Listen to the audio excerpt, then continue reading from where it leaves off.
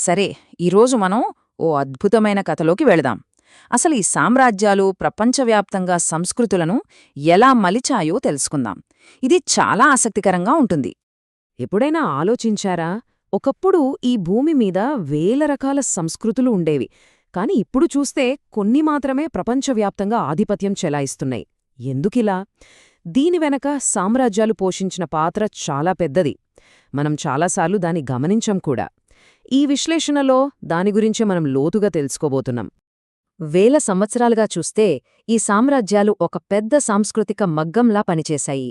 రకరకాల మానవ సమూహాలను ఒకే దారంతో కలిపి కుట్టాయి. ఈ ప్రక్రియ కేవలం ఆక్రమణల గురించి మాత్రమే కాదు, ఇది ఒక సంక్లిష్టమైన సాంస్కృతిక సృష్టికి ఎలా దారితీసిందో ఇప్పుడు చూద్దాం. అసలు విషయానికొస్తే సామ్రాజ్యాలు తమ సంస్కృతిని నలుదిశలా వ్యాప్తి చేయటానికి ఎందుకింతగా ప్రయత్నిస్తాయి? దీని వెనుక రెండు ప్రధాన కారణాలు కనిపిస్తున్నాయి. చూడండి, మొదటిది చాలా ప్రాక్టికల్. ఒక పెద్ద సామ్రాజ్యాన్ని పాలించాలంటే అంతా ఒకే పద్ధతిలో ఉండాలి కదా. ఒకే భాష, ఒకే చట్టం, ఒకే కరెన్సీ, ఇలా ఉంటే పరిపాలన చాలా సులభం. కాని రెండో కారణం ఇంకాస్త లోతైనది. తమ పాలనను సమర్థించుకోవాలి. మేం మిమ్మల్ని జయించడం మీ మంచికే, మాది గొప్ప సంస్కృతి, దాన్ని మీకు పంచుతున్నాం అని చెప్పడం ద్వారా తమ ఆధిపత్యాన్ని చట్టబద్ధం చేసుకుంటారు. అంటే కేవలం పరిపాలన అవసరంగా మొదలైన విషయం ఒక సిద్ధాంతంగా, ఒక లక్ష్యంగా మారిపోతుందన్నమాట. చరిత్రను చూస్తే దాదాపు ప్రతి సామ్రాజ్యం తమను తాము నాగరికతను పంచేవారిగా చెప్పుకుంది. రోమన్ల నుండి అమెరికన్ల వరకు ప్రతి ఒక్కరూ తాము జయించిన ప్రజల మేలు కోసమే పనిచేస్తున్నామని బలంగా నమ్మారు. ఇది వాళ్ల పాలనకు ఒక రకమైన నైతిక కవచంలా పనిచేసిందనమాట. అయితే ఇక్కడే కథలో అసలైన మాలుపు వస్తుంది. ఈ సాంస్కృతిక వ్యాప్తి అనేది ఎప్పుడూ ఏకపక్షంగా జరగలేదు. విచిత్రమేమిటంటే ఏ సామ్రాజ్య సంస్కృతి కూడా పూర్తిగా స్వచ్ఛమైనది కాదు. విజేతలు ఎప్పుడూ తాము జయించిన వారి నుండి ఏదో ఒకటి నేర్చుకుంటూనే ఉంటారు.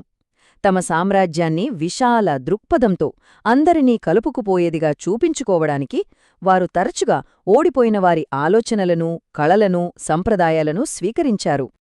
ఉదాహరణకు రోమన్ సంస్కృతిని తీసుకుందాం. పైకిది రోమన్ అనిపించినా దాని పునాదుల్లో గ్రీకు కళ, తత్వశాస్త్రం, ఇంకా పరిపాలనా పద్ధతులు చాలా బలంగా ఉన్నాయి. అంటే విజేతలే విజితుల నుండి నేర్చుకున్నారనడానికి ఇది ఒక గొప్ప ఉదాహరణ. అలాగే అబ్బాసిద్ ఖలీఫత్ మీద పర్షియన్ సంప్రదాయాల ప్రభావం కూడా చాలా లోతైనది. ముఖ్యంగా పరిపాలన, ఆస్థాన సంస్కృతి, సాహిత్యం లాంటి విషయాల్లో వాళ్లు పర్షియన్ పద్ధతులను బాగా అనుసరించారు.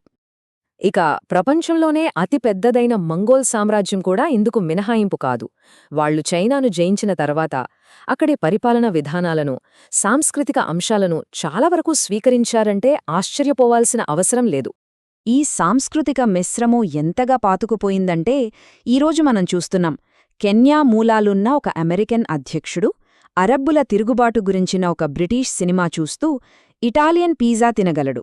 అంటే ఈ ప్రక్రియ ఈనాటికి ఆగకుండా కొనసాగుతూనే ఉందన్నమాట.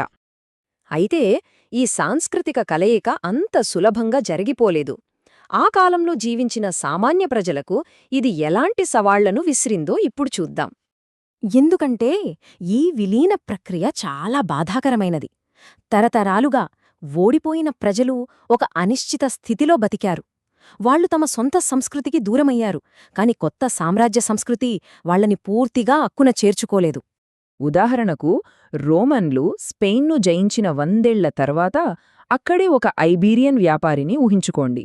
అతను కొత్త ప్రపంచంలో పైకి రావడానికి రోమన్ల పద్ధతులను అనుసరిస్తాడు. అతను లాటిన్ అనర్ఘలంగా మాట్లాడతాడు, రోమన్లలా బట్టలు వేసుకుంటాడు, వారి కవిత్వం చదువుతాడు. అయినా సరే పాలకవర్గం దృష్టిలో అతను ఎప్పటికీ బయటివాడే, ఒక పాక్షిక అనాగరికుడు మాత్రమే. ఎంత ప్రయత్నించినా తమలో ఒక్కడిగా వాళ్లు అతన్ని ఎప్పటికీ చూడరని అతనికి తెలుసు. ఇదే పరిస్థితికి మోహన్ దాస్ గాంధీ జీవితమే ఒక శక్తివంతమైన ఉదాహరణ. ఆయన లండన్లో న్యాయశాస్త్రం చదివారు, ఇంగ్లీష్ వాళ్లాగా తయారయ్యారు, వాళ్ల పద్ధతులన్నీ నేర్చుకున్నారు. అయినా సరే బ్రిటిష్ సౌత్ ఆఫ్రికాలో ఆయన ఒక నల్లజాతీయుడు కాబట్టి ఫస్ట్ క్లాస్ రైలు భోగిలోంచి బయటకు గెంటేశారు.